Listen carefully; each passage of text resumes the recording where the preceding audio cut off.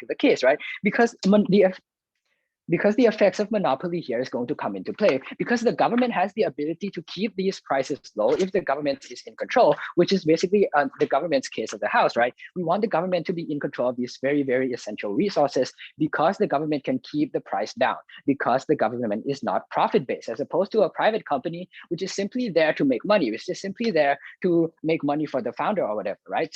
So as a comparative here, we're already seeing that the government is much better of an actor to engage in these particular things, like the space race, and it's not going to take away all the benefits that these private companies have, because our model is simply to cooperate with them and to oversee them on a bigger scale, and to limit their freedom and control over the projects that are up and coming. For these reasons, proud to propose. Thanks, Vigo, for that speech. Apologies for the sudden interruption. It was an accident, but we'll continue the recording from here on forth. So, with that being said, to open up the opposition side, I invite the leader of opposition. Give here. Okay. Hopefully I'm audible. Yes, you're audible. And cool.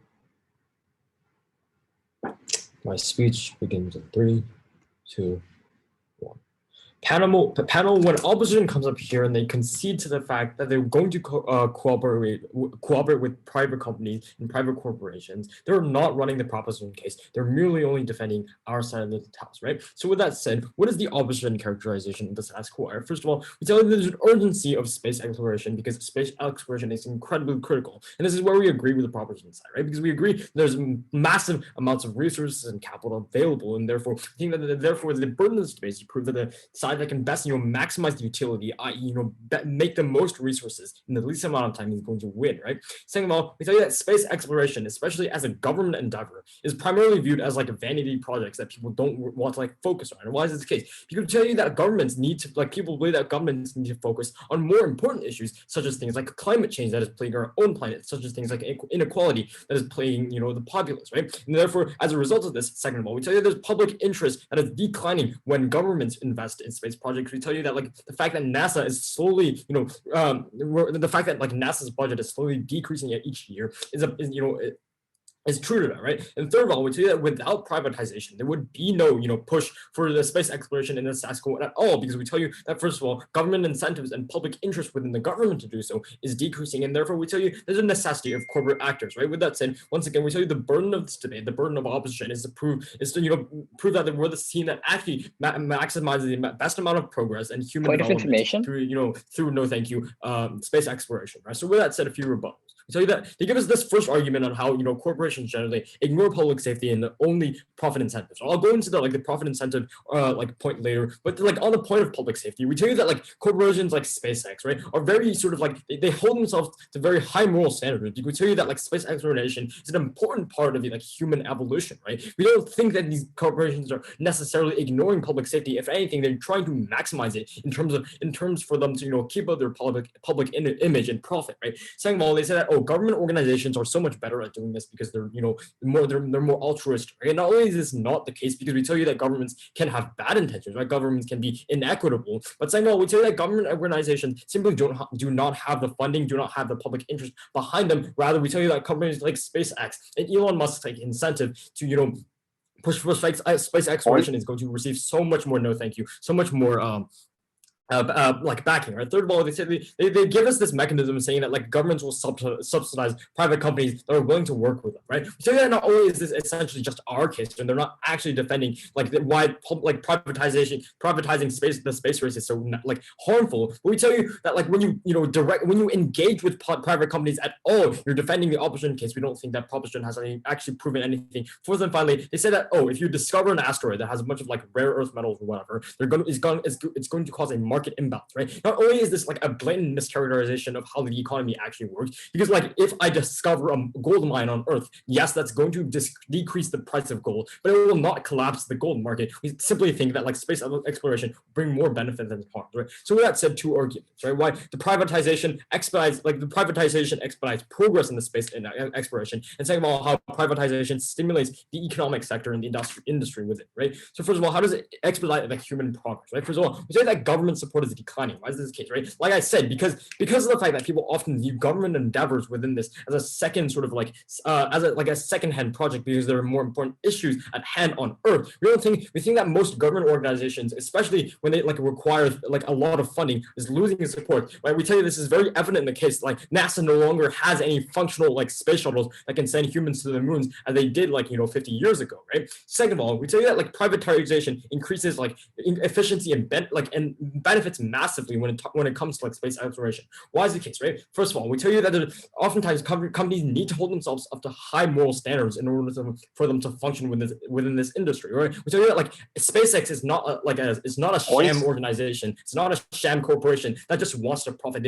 There's real moral like incentive behind it, right? No, thank you. But second of all, we tell you that like even if companies are only profit incentives and they only want to make lots of money and they do make lots of money and do not have actually like much of an intent to actually help the world, right? We think that as a byproduct of profit incentive that you actually get space shuttles, right? Because you cannot like make a bad space shuttle and like assume that you can send people to Mars with like bad quality space shuttles, because we think at the end of the day, right, it still requires good quality and good moral standards in order for us to make any progress, right? Third of all, we think that like corporate collaboration, right, the fact that Boeing provides the amount of like equipment to NASA, the fact that like SpaceX works with NASA to launch their rockets is very evident to the fact that corporate collaboration with the government is going to be so much more effective, right? We don't think that government side can actually defend this because they need to defend a world where governments are the only actors in the space exploration. And fourth and finally, we tell you that like public image, regardless, we think that companies want to hold up their public image, and by doing that, they're actually able to result in beneficial development, right?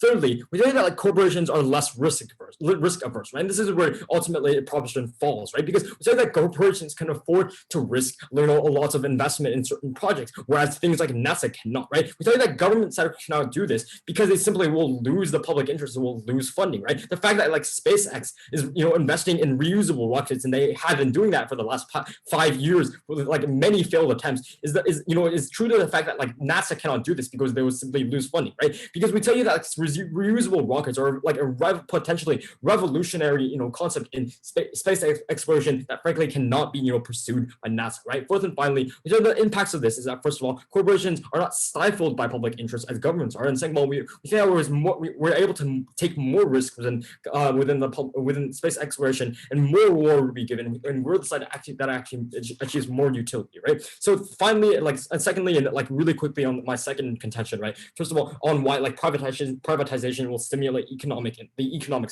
sector, right? And my partners will further elaborate on this. But first of all, we tell you that like comparatively in this motion, right? Because this is a disaster regrets motion, we tell you that government has to defend a world that's going to have objectively less space exploration, less space research, if not any space research, because of the declining public image in governments, in a government's ability to invest in it, right? As a result of that, we tell you that like the renewed interest in space exploration that we've seen in the past 5 to 10 years has been solely, accredited to private companies, right? We tell you that SpaceX has, SpaceX launch videos that garner over like 10 million views each is largely because SpaceX is a private corporation that is able to invest in like cool things that people find cool, right? But in addition, right, we tell you that at the end of the day, if we're able to like bring space exploration into the public image, so that we're able to get more public investment with the team and actually makes more progress for humanity as a whole. All this very proud to oppose.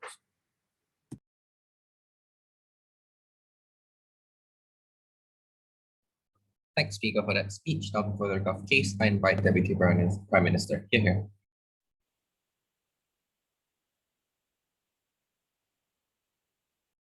Give me a second.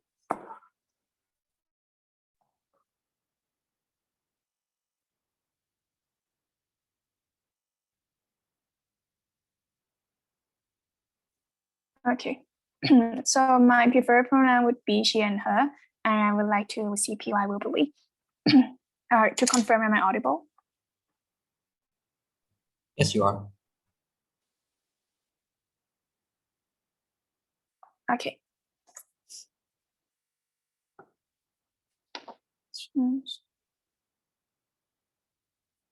Okay, and my speech start in 3, 2-1. One of the mistakes made by the opposition side is ignoring our counterfactual that we see that are really much probable, because government has the direct incentive to invest in this kind of thing. But let's say that, okay, the counterfactual would be something like we allow private sectors to coexist with all those things. For example, like bidding and all the other stuff, we have them regulated. See, there's a difference between saying that I hate competitions and saying that I like competition that is regulated by government. We say that we really much need resources from the private space, but we say that even in our worst case and say that, we're relying solely on government, it's still better on the side. We say that bidding still can coexist, and this is not just at the end of this spectrums, and we say that this can definitely coexist, right? Because yeah.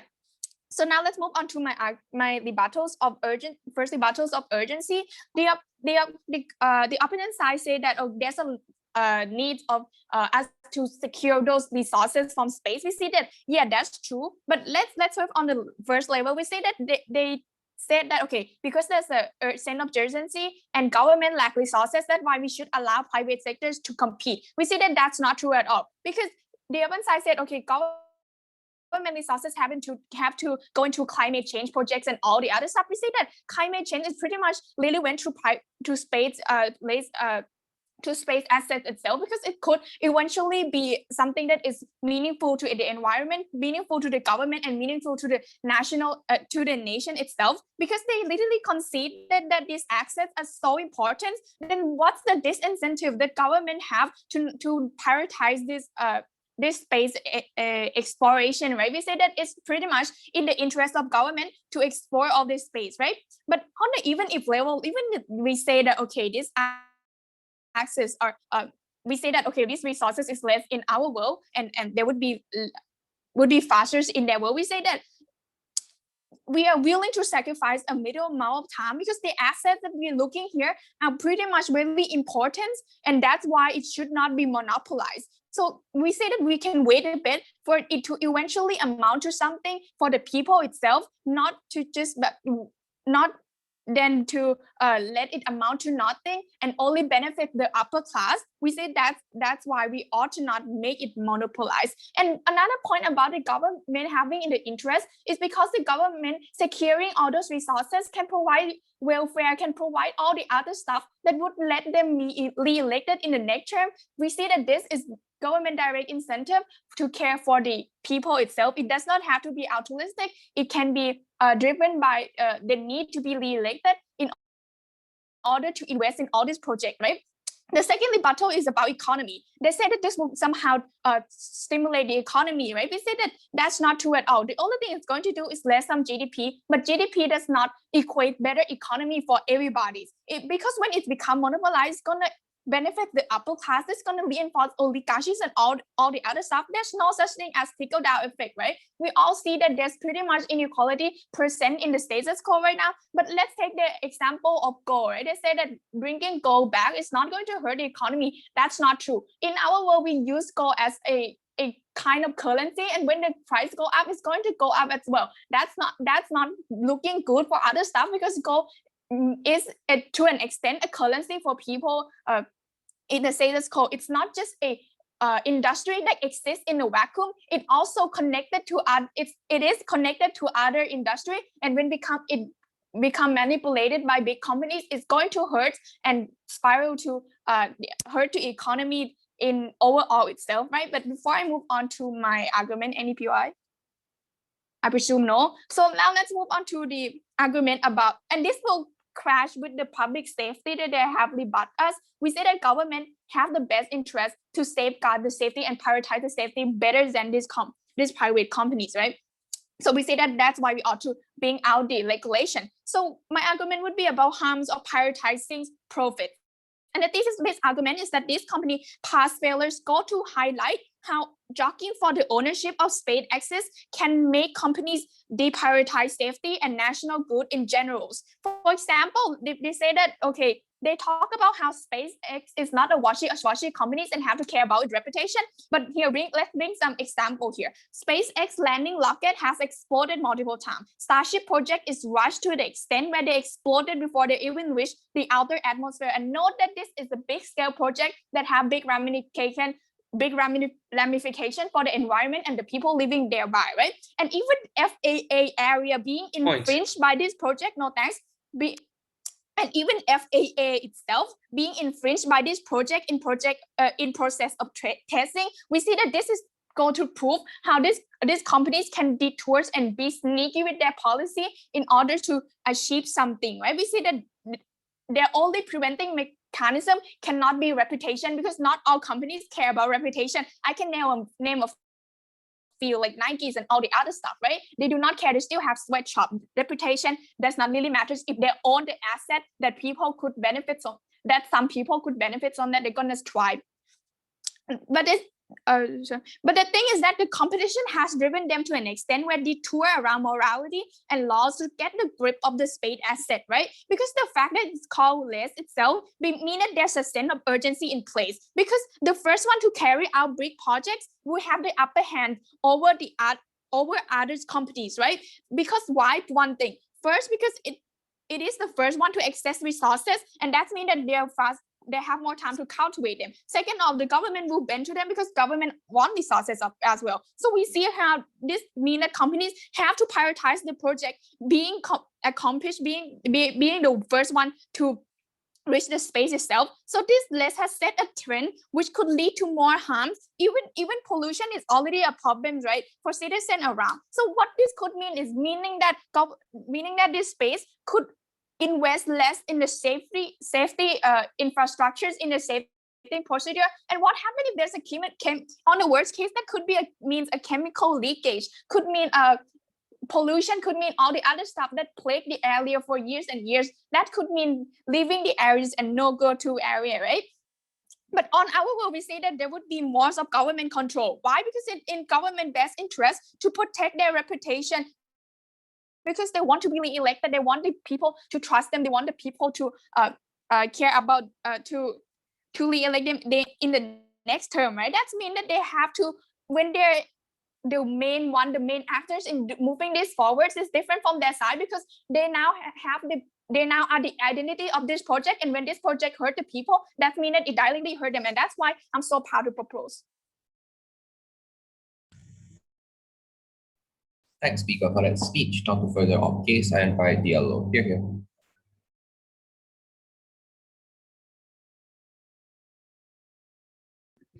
Before I start my speech, I would prefer POI's verb be, and my preferred pronouns are he, him.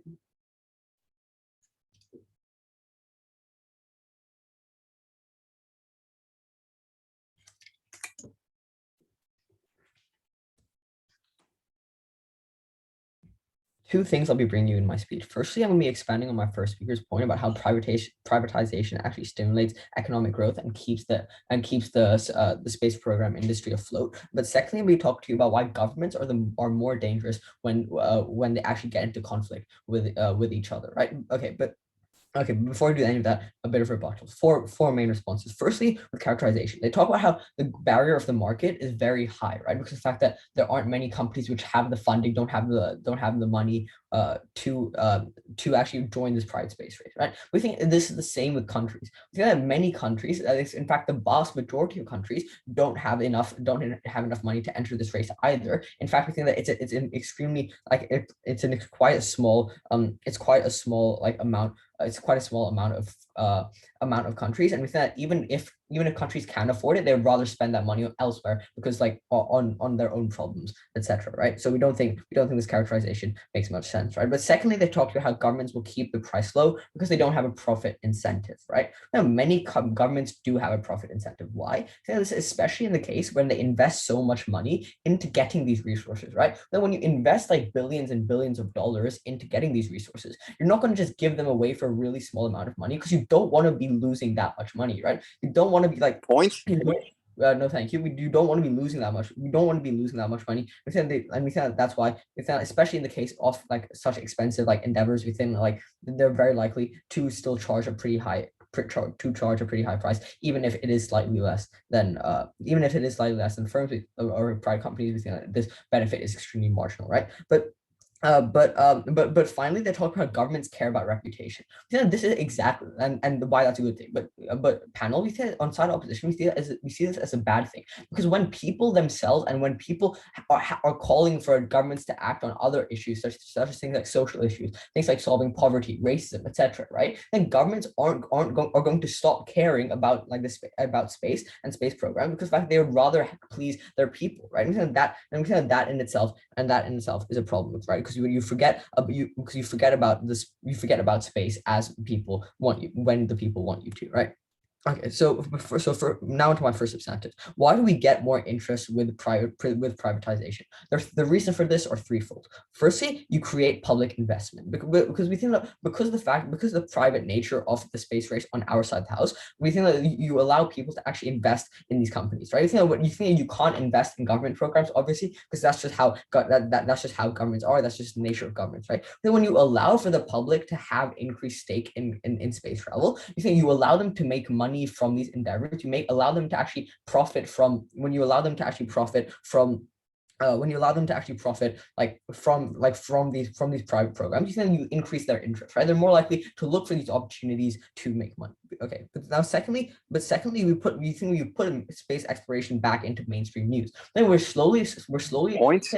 we say like no thank you. We say you're naturally more likely to care about we say like the amount of people, the amount that people care about things like research and NASA, for example, is significantly less than these private companies. If you think, for example, Daniel in his speech has already given you examples such as the SpaceX launch, right, where it was NASA's most viewed event, because the fact that people are more interested, and therefore you put space exploration back into mainstream news, right? But finally, it creates we think it creates possibility for recreational. No, thank you. It creates a possibility for recreational space travel, right? We think when you garner more public interest, we think more than simple research, because of the fact that people could actually be affected by it, right? When you possibly give people the opportunity to visit space, for example, which is the case with private space companies. We think in status quo, you have to be an astronaut, you have to go through years and years of training. Therefore, people don't really feel like space explorations are going to impact them very much, right? Okay, so now what are the impacts of this? The impacts of this are twofold. Now, firstly, you get significantly more scientific more scientific and exploration progress on our side house, because the fact that you get more attention, right? Because the fact that people are now interested, there's more momentum in the program. But secondly, space programs don't further deteriorate and fade out of public consciousness, because of the fact that side proposition agrees with us that space is something which contains so many opportunities that we don't want to lose these opportunities, because that's only beneficial on our side of the house when you gain interest, when you garner interest. Okay, before I move on, I'll take you by PR. So can you prove to me why interest is not present on our side of the house when these big companies, literally the same one, is going to be working under the government or with the government? Yeah. Okay. Well, look, we've already proved to you that in status quo, the amount like NASA is slowly losing funding. That even if this attention is not from the public, it's definitely from the government, right? And we think that when we've told you again and again, when we think we're talking about relative here, right? Private companies generally get a lot more attention because, in fact, it's a newer idea, right? It's the idea of SpaceX, for example, has not been present for as long. It's relatively a new idea. It has that excitement around that. It has that buzz around it because it's a completely new thing in society, right? Okay, so now second piece of substantive, why are governments more dangerous? And both sides of the house can agree that conflicts will happen, whether it's between companies or whether it's between companies or countries, right? Like on both sides of the house, you're going to have arguments because of the fact that we both agree that space is something which has so many opportunities, right? We think that therefore, the more likely outlook in the case of countries is that instead of cooperation and advancing research between each other, we think what's going to happen is that what's going to happen, you're going to get another Cold War, for example. You're going to get greed. You're going to get due to interest in capitalizing on these resources, right? You're going to get countries like Russia. You're going to get countries like the US, etc. And you think that over time, as time continues to progress, you're going to the chances of this stuff happening is a lot greater, right? Although we understand that things like the Outer Space Treaty, etc., etc. like prohibits this stuff, then like as countries get more and more desperate as time moves on, then countries are willing to overlook this in the interest of actually monopolizing resources, right? I think that, okay, so why would we rather a profit incentive rather than political dispute? Then basically the scale of conflict. In the case of corporations, you have lawsuits and legal conflicts, right? Because you can't really go to war as corporations, right? But in the case of governments, you have things like war. We think you see it in the Cold War between the US and the USSR. One of the main topics of war was space, right? I think that you get deteriorating relations, and we think that's especially bad in the case of like space, because the fact that these are extremely powerful countries, you want powerful countries to have a good relationship with each other. So for those reasons, proud to oppose. Thank you. Thanks, Speaker, for that speech. Now let's about job substantive. I invite you up here.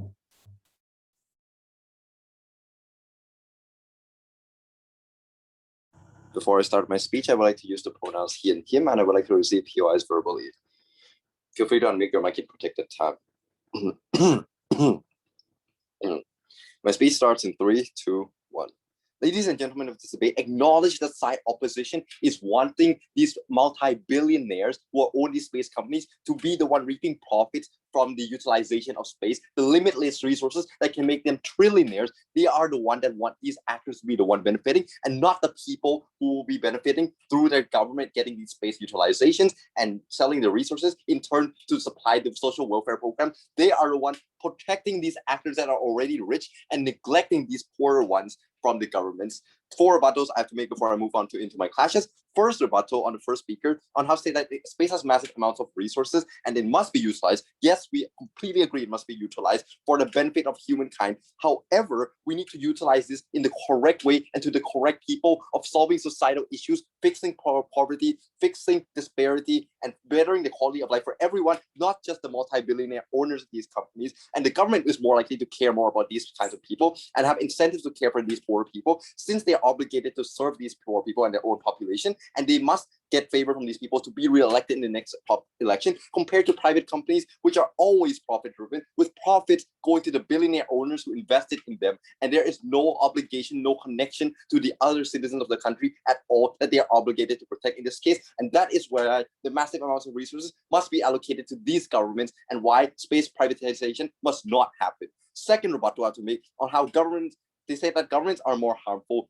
But however, there are many programs to help the poorer and smaller countries, such as ESA, the European Space Union, for many countries to come together and bind powers so they can actually make a functioning space program and go further in space. And that's very beneficial when many small countries bind together so they can share the benefits from space exploration compared to their model on their side of opposition. Because how would their model ensure that the poor countries will benefit on this? We don't even have to take a look in other countries. Take a look at the same country, the United States, with SpaceX. How are the poor people getting benefited from these space programs? Absolutely nothing, because governments are getting nothing. They're getting no money from these programs to be able to fund the social welfare programs to protect these people. So not only are the poor countries not being benefited on the side opposition, the poor people of the same country, not just the poor, the not billionaire, the not stockholders of these companies, are not being benefited in any ways. And we see that in this side, government are much better actors to do this than the private corporation. Third rebuttal I've made, they say that NASA is losing funding. However, this is not exclusive to their side, but our side tackles this better because we achieve the efficiency and cost savings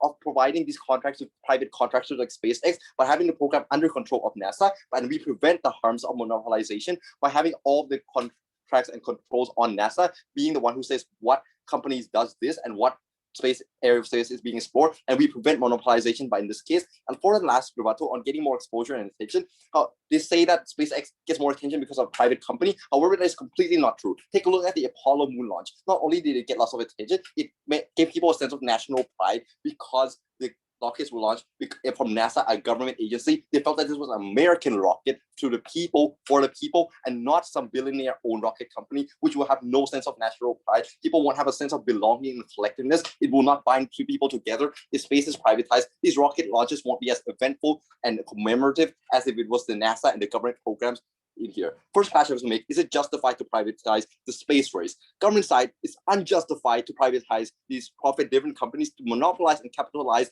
these limitless pools of resources with great potential harms and ramifications.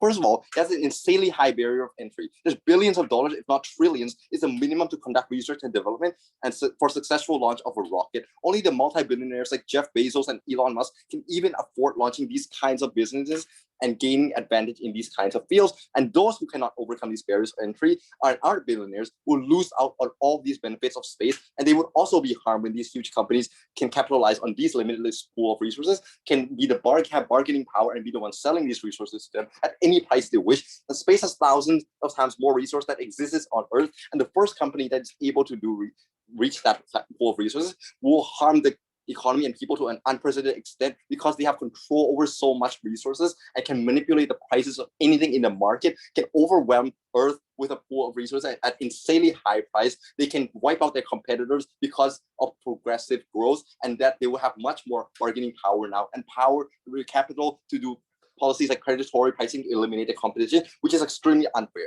Obvious side, it says space has huge pool of resources and it must be utilized. Yes, totally it must be utilized, but let's take a look at these benefits go to on side opposition. Who does it go to on? Side government allows privatization. Side opposition allows privatization, which means rich billionaire owners are the ones benefiting from all these resources. This would be extremely harmful because of monopolization. When one company and person possesses more assets than all resources combined on Earth, they can hurt the economy by manipulating prices of resources or manipulating the market and eliminate the competition because they are so rich and excessively powerful at this point, not to mention the exponential growth of who discovers it first will get trillions of dollars more profit than their competitors and can use it to wipe out their competitors with predatory pricing and those other means, and to silence and monopolize space truly for themselves. Second clash, is it harmful to privatize space? We have an issue about safety concerns that is being prominent in the real world in this case. Space has extremely big potential to harm safety for both human lives and the environmental impacts it has on Earth. We see that private companies are profit-driven and always put profits first. This is the case not only for space companies like SpaceX, also the case for other space companies such as Boeing. We see that Boeing is a company that rushes development not only in their space program but also in their airplane program also, and these private companies are very likely to repeat the same pattern all over again. SpaceX has been rushing development of Falcon 9 boosters and crashing and exploding multiple times, and this will be extremely harmful if this practice is allowed to continue, if they prioritize the profit and development of their rockets before the actual safety of their rockets. And therefore, governments are a better actor to do this because governments have less of a profit incentive. And even if governments have still have some profit incentives, they are more reputation driven by these companies because it is the face of their nation. And we cannot assume that all companies are reputation driven. We can see that SpaceX is relentlessly just are not embarrassed by any ways of crashing their rockets and see it as a totally fine thing when in fact it can have potential to harm thousands of human lives.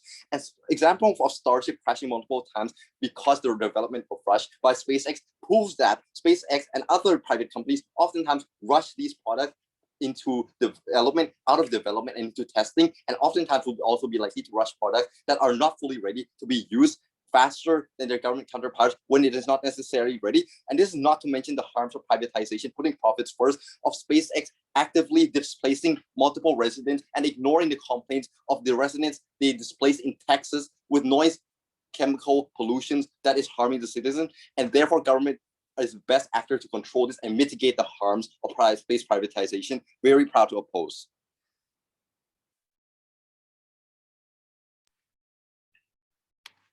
Thanks, Speaker, for that speech. Now to sum up Opp's substantive, I invite Opp Win.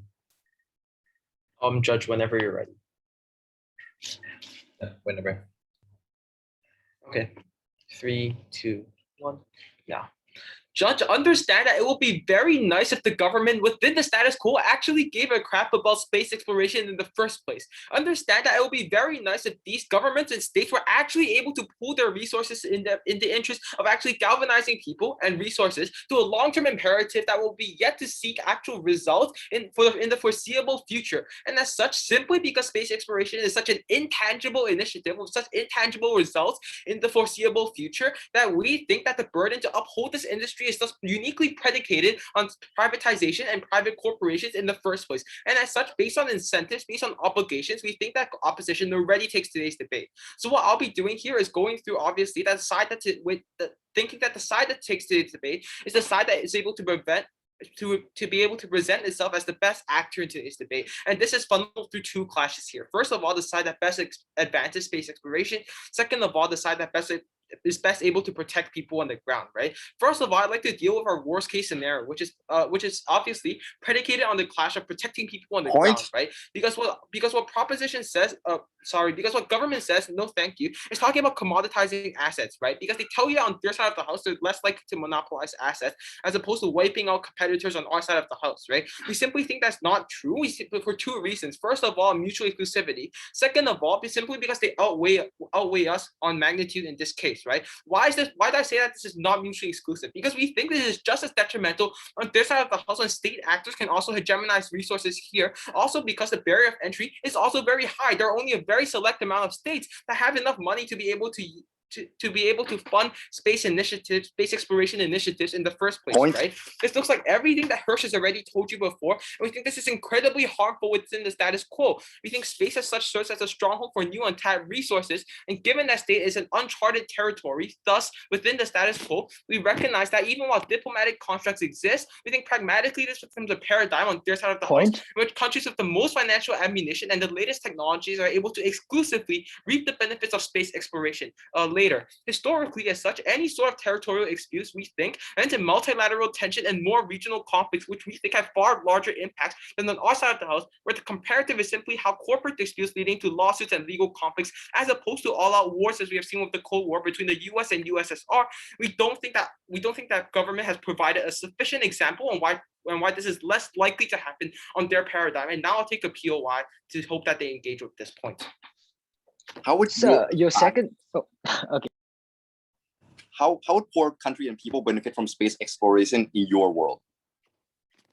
Poor country and people benefit from space exploration when there are more net benefits on our side of the house, when our side is able to best advance space exploration as a whole, and thus we think you're more likely to have these resources in the first place, as opposed to having nothing on the ground. And I'll actually support this now, right? Because with regards to safety, when government talks about how the state is created to serve the people, how it prioritizes safety, and such supports this assertion of the point that SpaceX rockets have exploded and failed in the past, understand that the entire industry of space exploration in the first place is predicated on taking risks, right? As such, we think that mobilizing project is a risk that government is less likely to take, as they've also accentuated through their point here. No, thank you. As such, we think we'd rather have more advanced project with a marginal amount of technical errors than have no progress in the first place, simply because of how risk adverse governments principally are, right? Because understand that on the comparative here, and this goes into our clash on advancing space exploration, that corporations are less risk adverse than governments, that they're not beholden to popular opinion, and as such will not suffer too dramatic in terms of funding if something goes awry, especially if they're established as industry leaders, right? We think these corporations are in a unique position to afford to take risks and as thus explore the development of new creative and potentially more efficient equipment and programs, especially in comparison to what government has to offer. Let's take, for example, SpaceX's reusable rockets, which are potentially game-changing for the space industry, but were never pursued by NASA because of the risk that they mess up a landing in the first place, right? As such, we think why we take the clash as space exploration. So thus, within this clash, what does government have to say? It tells you that space also solves domestic imperatives, thus there's an incentive for the state to pursue this as well, right? But Judge, understand that this is beholden by public support, right? So even if we think on this, and first of all, simply because space exploration is a long-term imperative, we don't think this is likely to happen. Second of all, understand it's predicated on how people actually view the situation, which is popular support actually means, right? Not the state. So even if the state, sure, really prioritizes space exploration, they're still held accountable to what people want in the first place. We think people are way less incentivized to actually want something where they can see where the results are not actually tangibly achievable until so far down the line, right? Understand that this coincides with what we talked about here, right? Now, space exploration is viewed as a secondary endeavor by most people within the nation, thus it's unlikely that governments will prioritize space exploration over anything else, right? So as such now, so as such now their side of the house wants to say, look, government can work with companies, but still we think government still has to concede and defend that these programs will be government controlled, right? So we think that these governmental and state obligations still exist. What do these obligations look like? These obligations look like curbing risk and thus hindering progress, or thus using resources for diplomatic incentives. We think all of these government imperatives still stand no matter what, and we still think that to defend why that doesn't actually harm space exploration in the long run, right? No, thank you. As thus, they also talk to you about commoditization, right? Well, we don't think that commoditization is bad, because as such, we think this directly clashes with our second substantive here on how privatization keeps the space industry afloat in the first place. Because understand that the renewed interest that we see in the status quo with regard to space exploration is tangible to the SpaceX launch, for example, that we last saw, and that yielded over 1 million total viewers, and this is predicated on privatization in the first place. Understand that there's 3 links here. Understand that when people actually see that the industry is kept afloat, which is uniquely done through private corporations in the first place, that it creates a public investment into space corporations due to increased interest, and thus is an incentive to partake in more space exploration for travelers. Thus, we think this allows the public to have a more vested stake in space travel, and thus this puts space exploration back into mainstream use and gains publicity for space travel. Thus, this creates possibilities, even if it's commoditized, which we think is actually beneficial here, because more people see the direct impacts of this to their lives, right? Which we think garners more public interest here. We think that the investment technologies thus stemming from these can go back into supporting research and exploration. And thus, simply because we think that corporations are held accountable by 2 constructs here on A, avoiding public backlash, and B, actually upholding these standards to actually advance space exploration in the first place, that we think that we take today's debate. Thank you.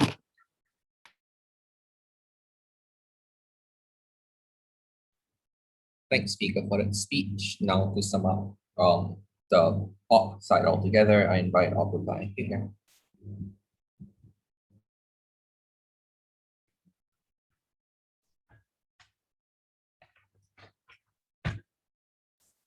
What are the main areas of contention side opposition sees in today's debate? Firstly, on the point of how poor people can actually benefit from space exploration, but secondly, on who actually gets better space exploration as a whole, right? So side opposition takes both of these, both these sort of clashes. So firstly, on the point of poor people. So side opposition have come up here and they've told you that the government, actually care about these people because of the fact that they have a reputation to maintain with things like, for example, in order to get reelected, right? But we think that in the case of these countries, we think that like in the case of these countries, they generally have especially because they're really developed, because of the fact that they're actually in the space program like industry in the first place. Because of this, they have like the vast majority of their people are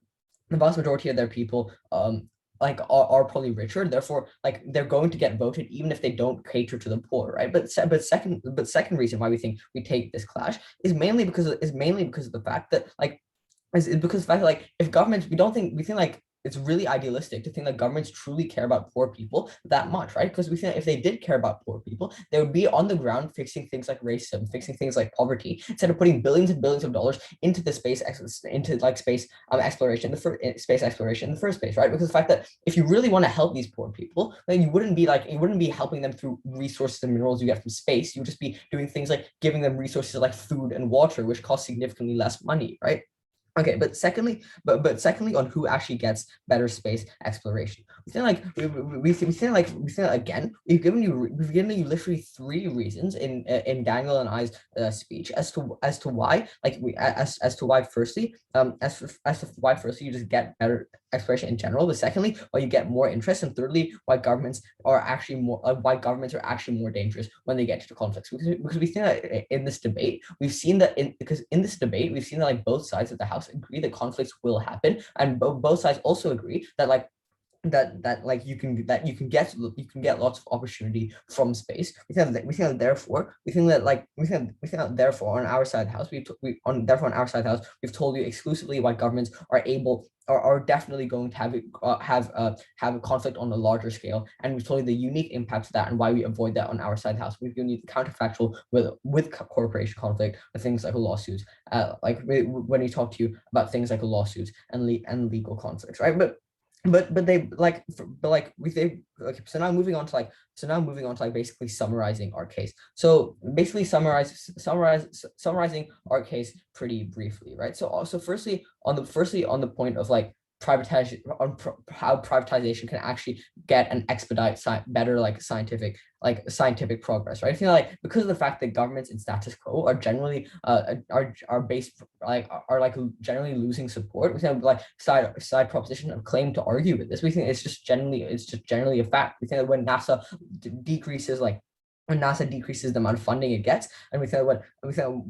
like you generally see that the amount that people care about space exploration is generally getting less and less, right? We think therefore that what you need is that you need people to actually like you actually need support. We actually need some sort of attention. You get that in the case of private organizations. But secondly, we're on the point of interest. We're going to give you 3 reasons as to why you get more interest. Because like all in all, you get people like because the fact that private private corporations generally like affect people more. Therefore, people are more likely to care because the actions of the private space race can actually impact them, right? But finally, governments are more dangerous because of the fact that when they have conflict, we tell you that can lead to things such as war. We think that can lead to deteriorating relations, right? Things like you already see a very fragile relationship between countries like the US and China, for example. And so we think that like it's already very fragile. We don't want to make it worse. So for those reasons, proud to oppose. Thank you.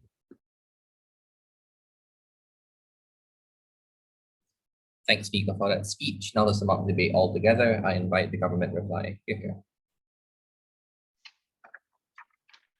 Right. So my speech starts in 3, 2, 1. Now, before we go into even more essential parts of my speech, let's first note that opposition has never provided us with a principal backing of their case, right? So obviously by default, we already take this principal clash under this particular debate.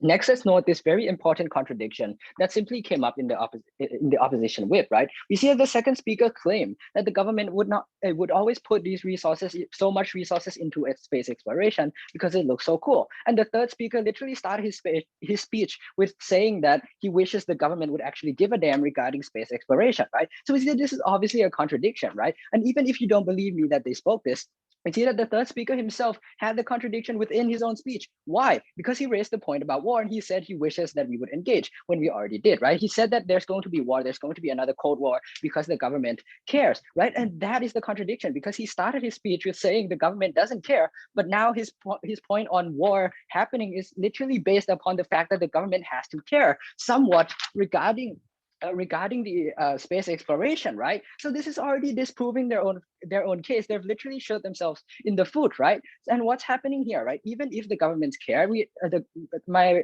proposition whip has already engaged on this, right? By saying that the government is obviously going to protect the companies within its own country, right? The USA is going to protect SpaceX, China is going to protect the Chinese companies, and Russia is going to protect the Russian companies. So on either side of the house, this harm is not mutually exclusive to side government, right? We see that this point has already been deemed invalid under both sides of the house. Next, they talk about how taking risk is so essential for this science, right? We agree, risk is essential, but guess what? We don't take unnecessary risk, and these unnecessary risks is obviously very much proven to happen in these companies because they rush their projects because they want to be the first. They are no longer careful. They don't even care for the public safety or the public's opinion, right? This is literally what is happening right now. And we've provided you with the examples of rockets exploding simply because you rush the project, simply because these private companies rush their own projects. And this would not have happened if this race did not exist, right? Next, let's move on to something a little bit funny, right? We see that the first speaker under the opposition side came up and told you that this debate should go to the side that can prove the end goal of the utility society, right? So according to my and a lot of other people's definition of a utility society, it means most benefits for the most amount of people, not the most benefit for Mr. Elon Musk. We see that in this case, they've already failed to prove in their own burden, in their own yardstick that they provided us with the very beginning of this debate, because they never disproved all of the arguments about having this about one person having this entire pool of resources and going into a state of monopoly, right? They've never managed to disprove that, and they've never managed to take down the mechanisms that feed into that, right? And we see that what's going to happen under their side of the house, right? The whip has come up and told us about the 2 things that he thinks should be considered, right? Who is the best to advance the space race, right? Okay, you might be a little bit faster, you might be a slight bit faster, but guess what, right? here, look at this point right here. Who is the best to advance the space rate? We see that we now have the cooperation of these companies because we hired them as contractors for the government. We have the resources from the government. So obviously, excuse me if my math is wrong, but I believe that 2 is more than 1, right? And we see that the interest of the people would still be there because it's literally the same company, just working for the government as a contractor, right? So we don't understand what the point about the loss of interest is coming from, right? Next, they talk about which side benefits the people on the ground. And this ties exclusively with the point of who is the best actor to actually do this space exploration, right? We already told you that private companies and an actor is always going to be profit-based, right? Companies like SpaceX is obviously there to make a profit. And they try to rebut this by saying, oh, reputation still matters. And my second speaker had already rebutted that in her speech by saying it is not absolutely essential for these companies to have a reputation. Look at Nike or look at SpaceX himself about the exploding rockets because they simply rush their progress. They clearly do not care, right? As opposed to the government, which is literally made to serve the people, and they claim, and at best of them, circumstantial evidence that these government might be corrupted. But guess what? Reputation for government is absolute because it needs to stay in office. At least in a democratic society, these governments have to stay in office. So a reputation here works because it is absolute and it is a must for every single government. So we see that at the end of the day, we win them even on the yardstick that they provided at the beginning of the debate. We don't see this as even close. Ladies and gentlemen, I'm extremely proud to propose. All right. I thank all speakers for this debate and for this wonderful speeches. Invite all speakers and spectators to leave the room so judges can deliberate, and we'll be back with the verdict in the main room.